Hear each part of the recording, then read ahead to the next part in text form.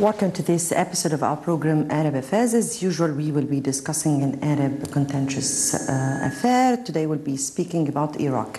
Why Iraq? Because Iraq is fighting its last battle, the last stronghold of Daesh, that in Mosul. Now, today the security forces in Iraq fought another battle with Daesh militants who attacked the northern city of Kirkuk after after an assault that appeared to be trying to divert the attention from the major battle in Mosul.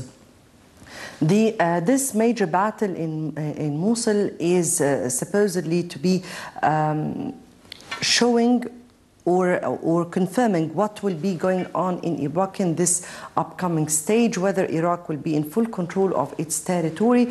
How will this reflect on the situation on other countries and on the Middle East? All this will be discussing in our episode. Now, an estimated 30,000 fighters, including Iraqi army, Kurdish Peshmerga tribals, fighters and the popular mobilization forces, Shiite militias, Shiite fighters and Sunni fighters, all of them are participating in this major decisive battle for the future of Iraq. We'll be discussing this later on in our show. Before we start with our discussion, let's first have a quick look on the Arab news that took place during this week, and we'll come back for discussion.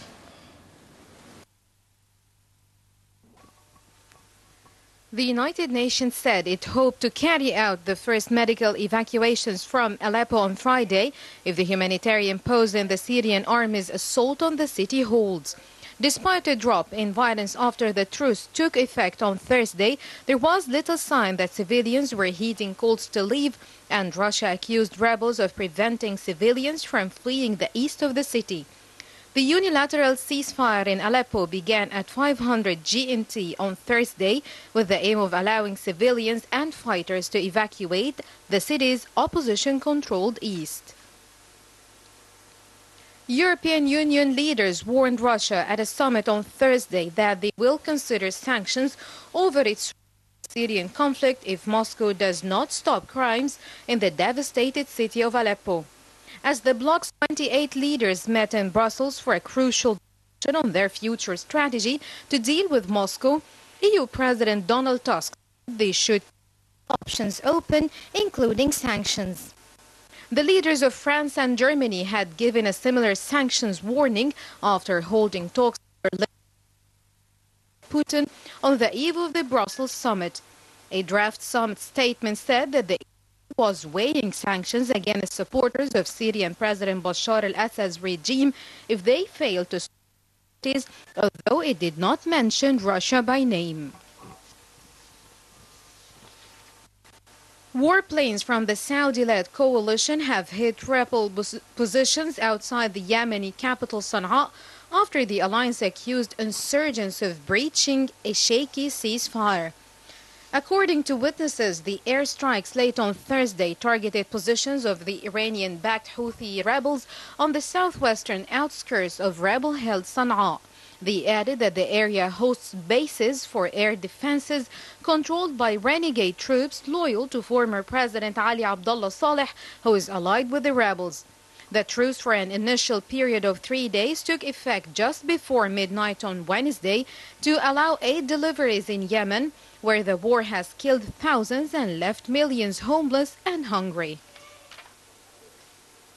Iran denied reports from Washington that it played a part in failed missile attacks on American naval vessels off Yemen, saying that the claims were false and paranoid. A Yemeni Foreign Ministry spokesman said that the vague remarks by American officials were false, paranoid, and inappropriate. Washington has accused Houthi rebels in Yemen of firing missiles at the destroyed USS Mason on at least 2 occasions in recent weeks.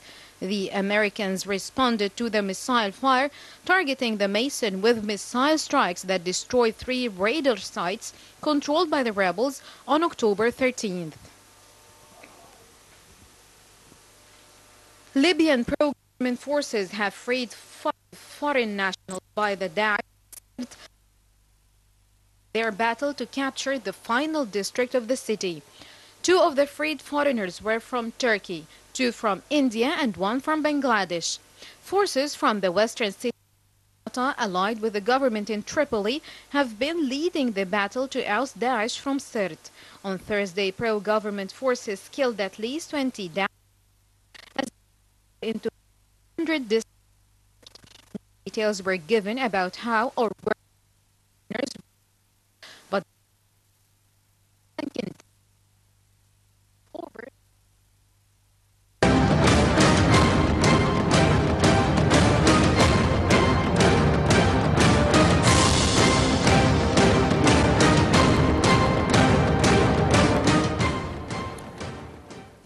Right, welcome back, and let me welcome our distinguished guest as usual, Mr. Sameh Abdullah, Managing Editor, Al-Ahram newspaper and Director of Al-Ahram Regional Institute for Journalism. Thank you very much for joining us. What a great pleasure to be here. Thank you very much. Iraq or the Mosul battle? Why, from your point of view, is Mosul battle is very decisive for Iraq's future? It is very important, it's very decisive, but I don't think it's very decisive for Daesh more than it is with for Iraq as a general, but for Daesh, yes. Why? Because Mosul, if we go back a couple of years or a bit more, when Mosul fell in the hands of ISIS or Daesh at that time, it was a big disappointment, and even something that we couldn't expect before. I mean, in a few hours or a few days, we found that one of the main cities of Iraq falls down in the hands of a group of militias or group of terrorists, exactly. But without even a battle, without even any kind of fighting, without any signs that there is a powerful group. There is this powerful group that is able of controlling such a city from the Iraqi army in few hours or a few days. Mr. Sameh, do you remember the very famous U.S. invasion where we suddenly did not find the Iraqi army? Yes. What is that exactly? Yes, but I mean, fighting the Americans under Saddam is something, and fighting Daesh or defending a city against Daesh nowadays is something else. I mean, whatever Daesh might be, they are not as equally equipped as the Iraqi army. Definitely. And even though in numbers and even in tactics and in everything. So anyhow, so Mosul was the first to fall, and it was a big stronghold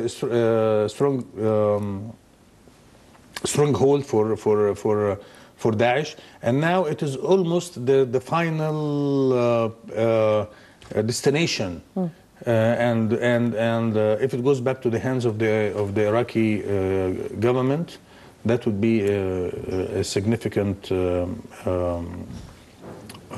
step, and that's why we consider it very important. But when it comes to the future of Iraq as a whole, I'm not sure we can speak about it. We can consider it a cornerstone or a turning point, or even a major step towards a more secure and a more united and a more stable Iraq. Yes. If we speak about what kind of, or what were the tools, or what were the contributions in which helped the Iraqi army achieve this stage? To be able to regain Mosul again. To be able to enter into such a battle, to be sure that there can be an achievement in this? First of all, I would go back to the day Russia decided to interfere in Syria. And at that time, when the Russian army or the Russian troops were deployed in Syria and they started bombing Daesh in Syria, it was a clear message to everybody around the world that those who were fighting Daesh before, and I'm talking about the American allied countries or forces or whatever, this international alliance of several countries, those who used to say that, we are fighting Daesh, we're not really fighting Daesh. one way or another, but they were not doing their job properly. And I'm not getting into details, and I'm not getting into why they were doing this. But they were fighting, but we couldn't see any changes on the ground. When the Russians went over there, we started seeing, you know, significant results on the ground. So I believe that was a turning point where people started talking about Daesh as, you know, troops or groups that could be defeated. Because before they gave us the impression like, you know, Daesh is there, what can we do? We are bombing them, but they are, you know, getting bigger and stronger and so on. So I think the international community, Americans and allies in general, were put in a corner, and they had to rethink of how to deal with Daesh. And if they were defeated, or at least partially defeated in Syria, so why don't we do the same in Iraq? So the idea of fighting Daesh and conquering Daesh became on the table at that moment. And I believe this is the turning point. You know, the minute Russians started bombing Daesh in Syria and achieving goals, you know, casualties. Daesh, you know, were getting. I mean, they were defeated in certain areas, and they were withdrawing from certain areas, and a lot of their equipments and even facilities, they were destroyed. Then the international community realized, okay, I think we have to do something. It's not only the Russians that has to gain the credit. So people started thinking, what can we do in Iraq? That's how I see it. Mainly, the international, you know, the international arena were prepared, psychologically at least, by what the Russians have done to Daesh, to ISIS in Syria. Exactly. So let me here really assess what you were saying about the abilities of Daesh. And so you said that the Daesh is not well equipped as the Iraqi army, but yet it was able to defeat the Syrian army in areas in Syria, where it took swaths of areas inside Syria and Iraq. And let me speak about the ability of this group in terms of its logistics, in terms of its weaponry, in terms of who is financing them, who are backing them, how do they recruit their own people, how were they able to really be that powerful? I have this idea that I have been talking about and repeating every now and then, and I assume I was almost the first, or among the first, who wrote such a thing about Daesh, what I'm going to say in a few seconds, just after a week when Daesh you know, was declared as, I don't know, the Islamic State in Iraq and Syria and so on. So I believe this is a puppet, and it was helped by certain Western countries or powers to create some kind of tension in certain areas of the Middle East, Iraq and Syria in particular, and perhaps later on other areas too. And that was a replacement of Al-Qaeda, because Al-Qaeda, you know, has lost a lot of its momentum and a lot of its ability to play this role. They played this role for long, and we had to look for another tool or another more cruel, more savage in their ways. Yes. But the idea was to create tension, and this is an American way of thinking. We create tension in certain areas all over the world, and this is written. This is not. I'm not you know, improvising, or I'm not just you know, dreaming. No. These are things are written, and even Dawood Oghlu of Iraq, of Turkey, has written this in his book when he was a scholar before entering politics. You know, like 15 years ago or 12, 13 years ago. So anyhow, the idea is to create points or circles or areas of tension, and through this tension you start controlling this area by playing with the parties or that are involved in this tense situation. So, for example, Kurdish Iraq is an area of tension. And a Turkish state in Iraq, a Kurdish state in northern Iraq is going to be a source of tension for long to the countries surrounding. Same was Daesh. So when Daesh was there, Americans were able to resend some of their troops. Americans were able to send some equipment, military equipment, to the Kurds in Iraq. So they were able to train them to fight Daesh. But before, why? Because they want to create a state at a certain time in the future. But how would we do it unless there is a threat or some kind of, threat. Exactly. A real threat. Absolutely. So we created the threat, and then we say, yeah, we have to support them against the threat. So this is my idea. What kind of state is it in the mind of the U.S. to create in Iraq here? And for the very first time, we have to put into consideration that all the Iraqi sects were fighting together in this battle. I mean here, Shiite, Sunni, Peshmerga, Kurdish, all the sects. Absolutely. Look, what I'm sure of is Americans do not care about stability in Iraq. On the contrary, they are planning to keep this kind of tension for long. And don't tell me that Americans, since they invaded Iraq in 2003.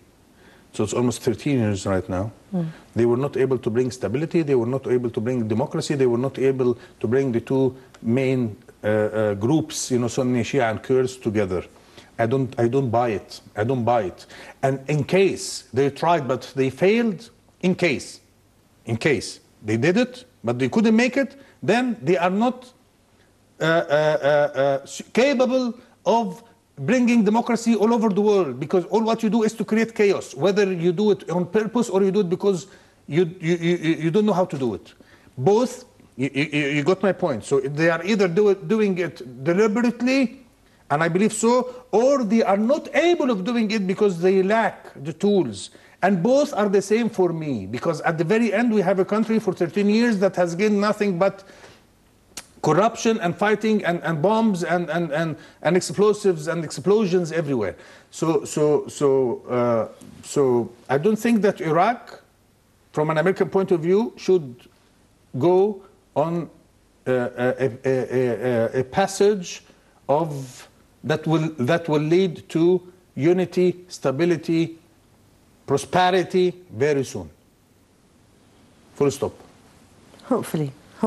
Will not. What we can really say is that the United States, or the exact term of what the United States is really creating, is what is called deliberate chaos.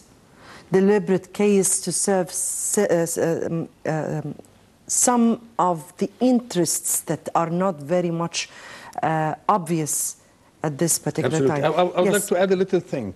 When I speak this way, people say, this is a conspiracy theory, as if, yes. I'm talking rubbish. No, okay, I won't call it conspiracy theory. I'm going to call it planning theory.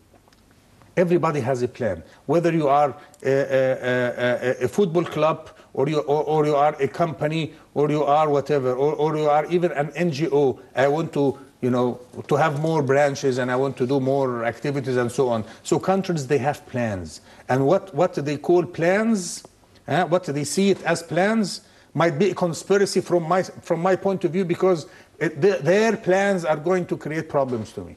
So okay, I'm not going to say conspiracy, I'm saying planning. So this is the theory of planning, or planning theory. Yes, this is the U.S. planning. They have plans. The conspiracy against us. Yes. Okay, before we proceed on with our discussion, let us first have this report on the recent developments in Iraq, and we'll come back for discussion.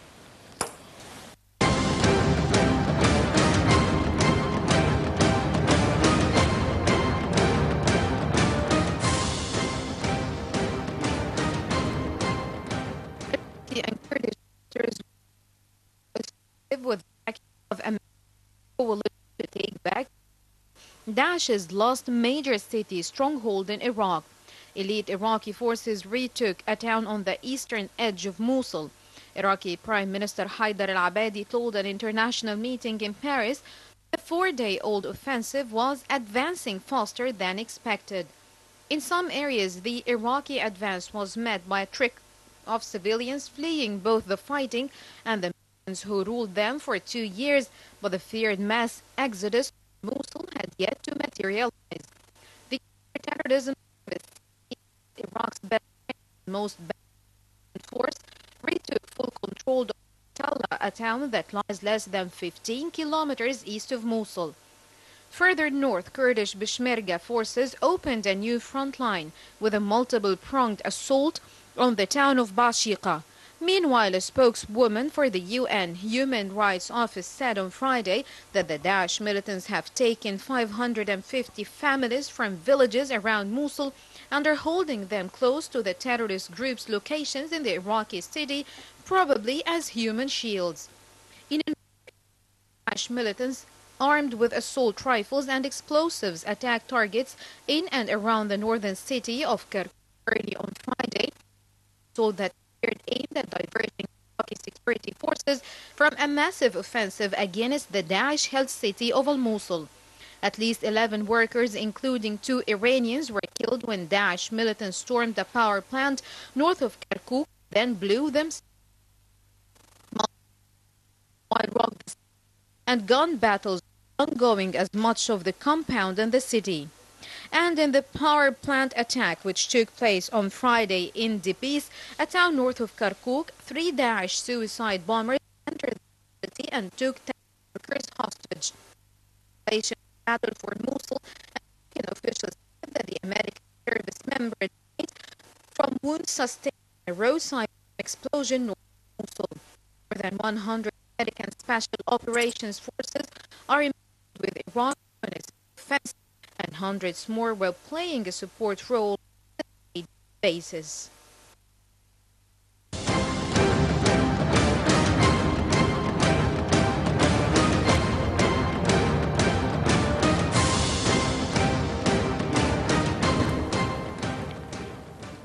Right, welcome back. And as we were speaking, this is the last battle, but not really. It seems like the Daesh has been trying to create some havoc here and there, particularly in Kirkuk.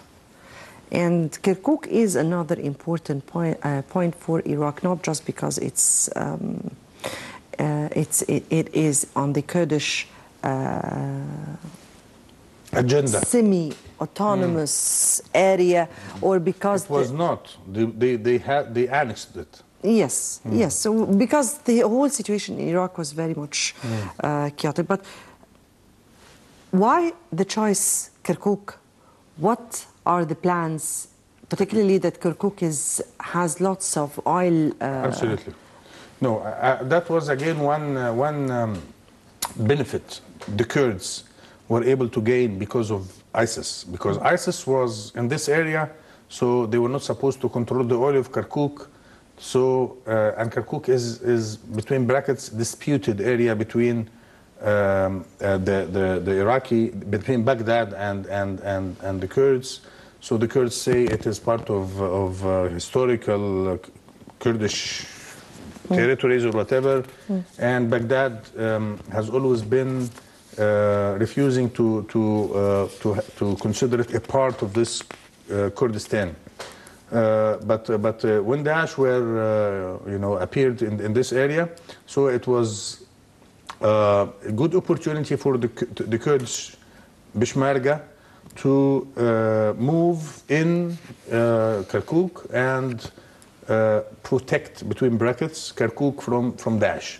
And on the other side, they were controlling, getting Kirkuk within their own territories. Of course, the alibi was to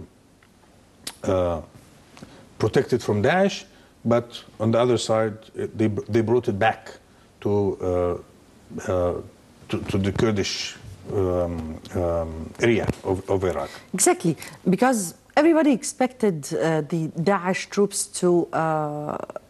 retrieve or to retreat the forces, but into the Syrian area, Raqqa or other of their areas under their control.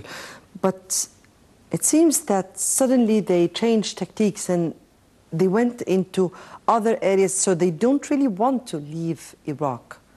What kind of plans do you expect there? They were there for nothing but to create problems, as I was saying. So they were moving from one place to another, to the other, to serve the strategic cause decided by somebody else.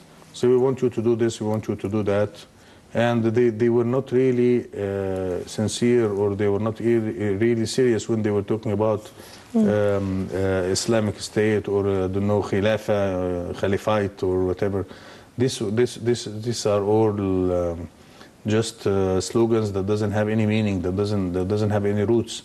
They were just perhaps some of them, you know, had this in mind, but they thought it's easy to establish a new caliphate, or it's easy to establish a real Islamic State. But perhaps some of them, you know, had this in mind. But these are illusions. Those who are behind Daesh and some of the leaders of Daesh, I'm sure they were not aware. They were aware of the real situation. Such things can never happen. Such things doesn't have raison d'être, a reason to stay or a reason to exist. And you know, it is just something that rootless, doesn't have any roots, doesn't have any future. So it's a group created to serve certain interests, and then they vanish. Yes, a group that was created, and they were provided by some trucks, you know, that we use here to you know, carry vegetables from the farms to the markets. And they had some machine guns, and then they were saying that, you know, they were introduced to the people, to the world, as the most powerful, I don't know, whatever, that they are able of conquering Israel and creating a state that I don't know from where to where, and they are going to create problems to Europe and to the United States. They were introduced like this at the very beginning, and that's why I saw this as, you know, a way of creating a monster that doesn't exist. It's, you know, you are just trying to convince everybody that this rat is a lion. Is the world is really convinced of this introduction to the group, particularly after the latest WikiLeaks leaks to Mrs. Hillary Clinton email describing how they helped the group? Madam, we don't have to wait for WikiLeaks. We have eyes, we have ears, we have minds. But yes, do the worlds right now see things they don't see it like that. They unfortunately believe whatever is said on the international media. But those who are analyzing and those who are making decisions and those who are really good media people, I think they are. I don't have to have documents. You can analyze what is going on. You know, if this, as I'm telling you, if this group of people that having machine guns and trucks are introduced to the world as the very powerful, that are able of creating problems to the security of Europe, then there is something behind. Then there is something wrong. Absolutely. So this is not the real. This is not a proper estimation. This is they are just trying to create something out of nothing. They are creating, as I said, a monster, then to come later and say we have to fight the monster, and I'm the only one able of fighting the monster, and you have to support me to fight the monster, and you have to give me money, and you have to buy arms. And if you are not going to do this, the monster, I'm going to help the monster to attack you, then you are going to buy arms and give me money and so on. So except for that somebody else entered into the theatrical scene, denying that there was a monster in the first place and trying to settle down things, Russia. Mm-hmm. So how, from your point of view, would this battle reflect on the situation in Syria? In Syria. Look, There are reports. I'm not sure whether these reports are accurate or not, talking about ISIS individuals or groups moving from Iraq to Syria, and there are even reports talking about the battle was postponed, or it was delayed for some days to give the opportunity for those who, some Daesh leaders and Daesh groups to move from Mosul to other areas, including Syria. So that might be one of the consequences. The Daesh Daesh groups in Syria might get more support or more more fighters from Iraq. That would be one thing. Another thing, Iraq and Syria are somehow connected on several levels. Similarities are very much. Yes, those who are interested in both countries are almost the same. I'm talking about Iran, I'm talking about Turkey, I'm talking about Russia, more or less. I'm talking about the West United States, and some other regional countries like Saudi Arabia, for example, France a little bit, and so on. So what is going to happen in Iraq? And I don't see anything happening in Iraq, by the way. Something major, something substantial, something dramatic. It's just more of the same activities that has been going on. More war, more tension, more whatever. So I'm not seeing any. But at least for the very first time, we're seeing the Iraqis are really battling. Iraqis are really battling, but they are regaining. Yes, but Turks are fighting, and they are on the others are interfering, whether the Iraqis like it or not. And that is something else to be to really comment on. I mean here that Iraqis all the time are really giving their own resent towards what's going on, towards the Iraqis Turkish interference in their own territories, on the sovereignty of their own territories. But it seems like the whole world are really giving a deaf ear to what's happening. In Iraq? Yes. Yes. To the Turkish interference. Turkish interference, absolutely. Yes. It's because there is no reason to object such a thing unless I have something against it. And as long as it goes well with our plans or our tactics, it doesn't matter. Secondly, for the Turks, and after all these problems that happened within the army and everything, they have to engage the army in some kind of battle just to keep them busy, because if they will be sitting just thinking of the internal situation, they might think of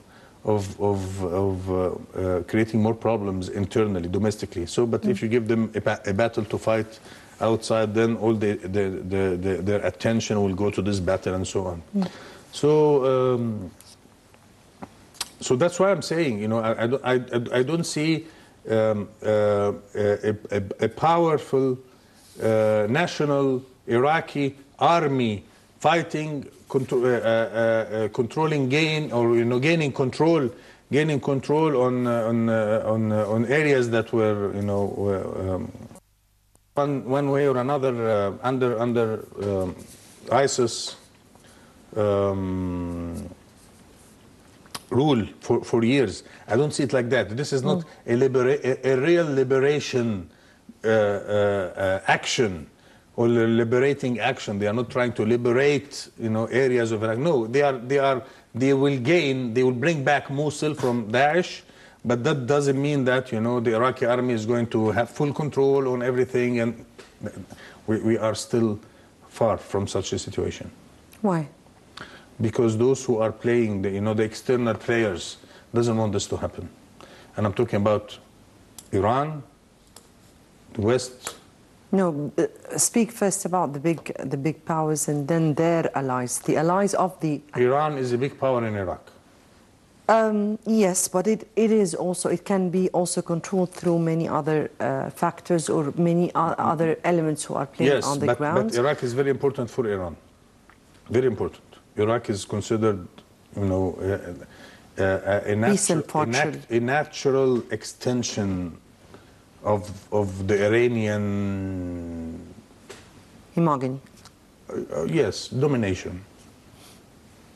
So, yeah, I don't want to say it. I don't want to say. I don't want to say expansion, territorial. You know, a continuous territorial something. But you know, I just want to say domination. This is an area that they have been trying, and they will be trying, and they will be able to control for some time.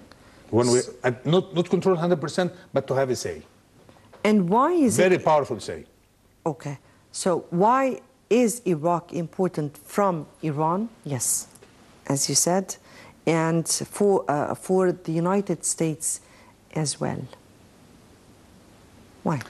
Yes, as long as we're speaking about Iran, then it's normal that we're speaking about Saudi in ability to accept the Iranian heavy existence in Iraq, of course. Saudis. The Saudis, yes. They don't like it. Definitely, definitely. But what about the U.S.? Don't forget, look, don't forget that the U.S. years ago, they have mobilized hundreds of thousands of American troops to this area. And they invaded Iraq, and they stayed there for long. And when a country takes such actions, it is a very serious situation. It reflects, you know, how important this area or this country or this, you know, is, because you don't send troops abroad, you don't spend all this money, you don't pay a lot of casualties, you know, a